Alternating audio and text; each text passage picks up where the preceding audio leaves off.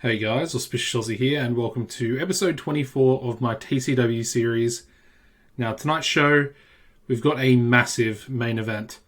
It's essentially to determine the new number one contender for the pay-per-view, Total Mayhem, which is actually one of our big pay-per-views of the year. So we're going to determine a number one contender, or the match is a number one contender match for the World Heavyweight title. Of course, RDJ lost what is essentially his final opportunity at the belt on last week's TV show. So I don't think he's going to be involved tonight. I think we're going to start to try and drop him down to about a mid-carder, and hopefully, get a few younger guys over on him. So yeah, let's run the show. Got a couple of pre-show matches, the first of which is a 52D+. In a pre-show bout that had subpar wrestling and little heat, Elsa Calvo and Laura Flame defeated Tamara McFly and Simony Sentinel in 9:51 when Laura Flame defeated Simony Sentinel by pinfall with a flame fire kick. Good match there between, I would say, some of the weaker members, although Tamara and Laura are pretty good in their own right. But we also have Simony Sentinel improving in Rumble skills there, and Elsa Calvo, improving in performance. We then go into an 81B, another pre-show bout that had good wrestling and a decent reaction from the crowd. Aaron Andrews, Jay Cord, and Troy Tornado defeated Bulldozer Brandon Smith and the Dynamite Express in 9:34 when Jay Cord defeated Bulldozer by pinfall with a cradle pile driver. And as you'd expect, Aaron Andrews head and shoulders above everybody else. And we also have Jay Cord improving in technical skills there.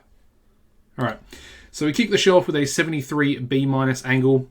And we have Kyle Rhodes announcing two triple threat matches tonight on TV, and then of course next week on TV as well. The next episode, of course, with each winner of the triple threat gaining a spot at the pay-per-view to crown the first ever women's champion in TCW. And we also have Claire debuting her MMA badass gimmick, and it gets an initial rating of very good. No worker improvements with this angle. Just rated on, of course, my character, Kyle Rhodes, who is the color commentator / authority figure, similar to like a Vince McMahon back on Raw is War back in the day. Of course, he was not really an authority figure as such, but he was in charge. And of course, on the commentary team. We then move into the triple threat match, the first, of course, getting a 57C- in a bout that had subpar wrestling and little heat. Lauren Easter defeated Claire Winters and Sandra Shine in 9:31 when Lauren Easter defeated Claire Winters by pinfall with a belly-to-belly suplex. And as you'd expect, Lauren carried the match with a 59 in-ring performance. She's also improving in performance skills, so good to see one of our top female wrestlers improving there. And putting on a pretty good in-ring performance as well. We then move to a 74B-. We have Mighty Mo, and he wants both Mark Speed and Ed Stone in a triple threat or a three-way match at the pay-per-view. And he knows that, of course, Speed and Stone can't work together. It's been pretty evident in the last couple of weeks. So we'll get that match booked in right now. We've got a triple threat for the international title. Of course, the champion, Mighty Mo, taking on both Mark Speed and Ed Stone. He's up here somewhere. Alrighty, good stuff. Another match booked in for Total Mayhem. Moving on to an 80B rated match. Very good. That's surprising. 10-minute match as well. And about that had good wrestling and a decent reaction from the crowd. Mighty Mo and Matt Hocking defeated Ed Stone and Mark Speed in 9:38 when Mighty Mo defeated Mark Speed by pinfall with a plunging spinebuster. Yeah, very interesting. Of course, they cannot work together. I mean, the story of this match was that these two were not tagging in when they were supposed to be. Any other type of tag team or any sort of team really that is somewhat cohesive would be tagging out. When they get tired or when they're taking a lot of damage. But these two, stubborn-headed, and really just did not want to tag out and wanted to inflict their own damage on Mighty Mo.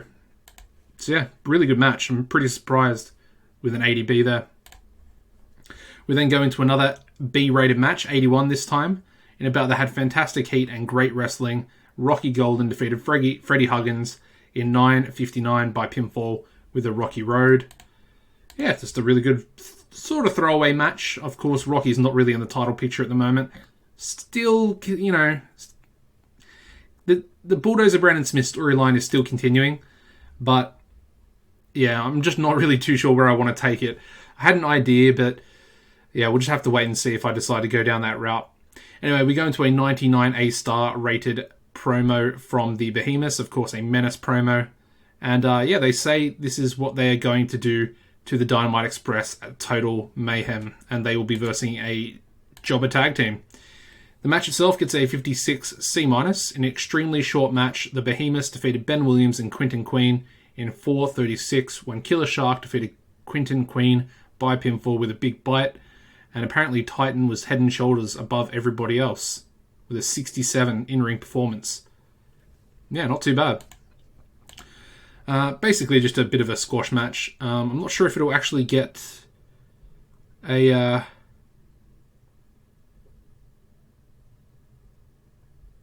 Yeah, I don't think it got a penalizer booking decisions.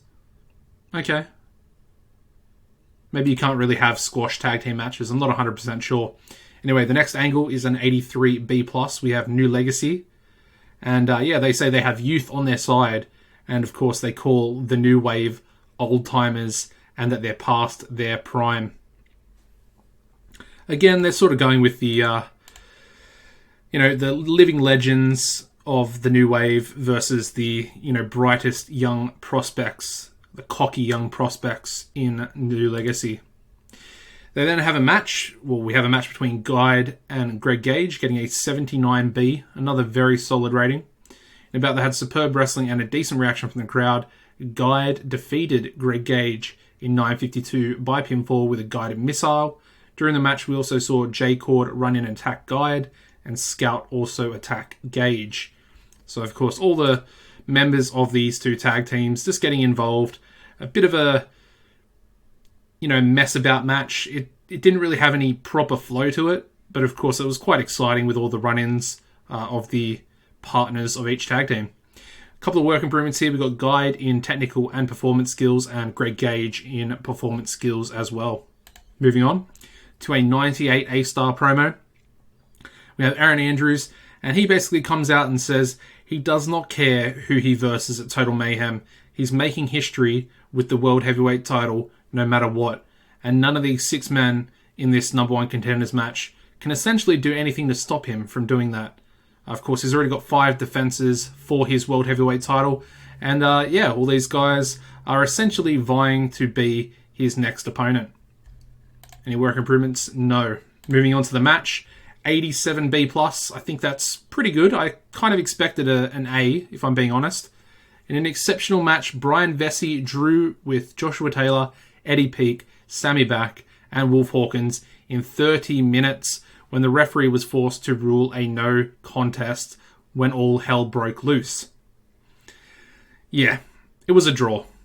We have no number 1 contender yet. And of course, it wasn't 6 men, it was 5 men. I apologise. But yeah, Vesey, Taylor, Peake, Back, and Hawkins, all... Yeah, there was no real clear winner in this match, and I think it sets it up pretty nicely for a 6-man World Heavyweight title match at Total Mayhem. We also have Eddie Peake improving in performance skills, still doing so well, and I'm really, really proud of him, to be honest, because... Like I said at the start of the series, I didn't really want to do anything with Peake. And I thought he was just going to be, not a jobber, but like I would say, in my mind, he would have been a solid upper mid-card talent. But he's really forcing my hand in the main event scene. So yeah, happy with that. Overall show rating gets an 87B+, increasing our popularity in the 7 regions of Canada. For some reason, not increasing in America. But I assume that's got something to do with the cooldown period still. So yeah, not too bad there. Obviously, I'm pretty happy with an 87B+ rated show. And of course, the main event was pretty respectable in its own right. But yeah, we have a few other things we have to go over here. As you can see, American Buffalo, his contract is running out. And honestly, I'm kind of leaning towards letting him go. His popularity has increased. It has increased. But he's 42. He's on time decline. His psychology is not that great, to be honest. We could keep him around, but again, I mean, if we try and negotiate, it's a lot of money. He will want at least, I would say, about 16,000. And we've dropped down to Cult now. I want to bring Peter Michaels in, of course, a proper top-level announcer. He's going to probably be on about this much money per month as well. So I'm thinking if we let him go, not really a part of my plans. I haven't really done anything with him.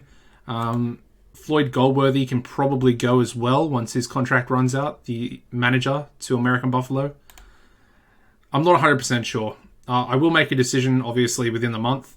But yeah, there's a few other things. Tim Westybrook left north of the border and joined US Pro. And we also have Brian Vesey, but I have offered him a new contract. Or maybe I haven't. But I will. I will be offering him a new contract. He's still so over. So I think it's a bit of a no-brainer to keep him around. He's also a shitload better than Buffalo. I mean, the technical skills there, 95 A-star basics, really good psychology as well. His stamina is still up there as well, which I think is a pretty good credit to him. Can still put on the 20-minute matches, with relative ease. Anyway, TV rating gets a 7.15 for this week's TV show, so I'm pretty happy with that. And yeah, we got a couple of other girls. We got Amber Allen. I'm not sure if I went over this in the last episode, but her contract is also running out. And as you can see, she's also pretty talented. As far as wages, $3,000 per month. So I'm thinking we are definitely going to be bringing her in at some stage. She's way too talented. She's not over. That's probably why she's so cheap. But she's really good. And I think it's pretty imperative that we bring her in as well to flesh out our main event talents in the women's division. Anyways, it's going to wrap this episode up, guys. Make sure you tune into the next episode, as well as giving this video a like, subscribing to the channel, and hitting the notification bell. If you do that, turn on the post notifications, and you will be kept up to date with this series coming out in the future. Apart from that, guys, as always, take it easy, and goodbye.